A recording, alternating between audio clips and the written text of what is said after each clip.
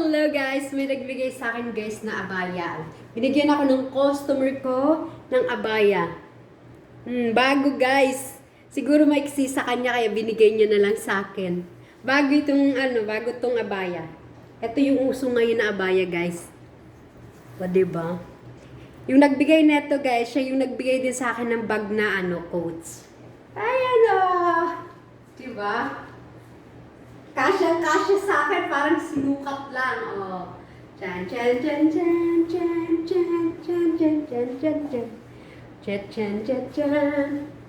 Wow. Kaso, pang malamig to, guys. Hindi ito pwedeng pang mainit. Kasi, mainit sa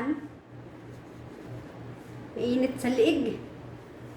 Ayan, ganyan siguro to. May panlamig na naman ako. Ang dami ko ng abaya, guys. Diba? Mayroon pang tata.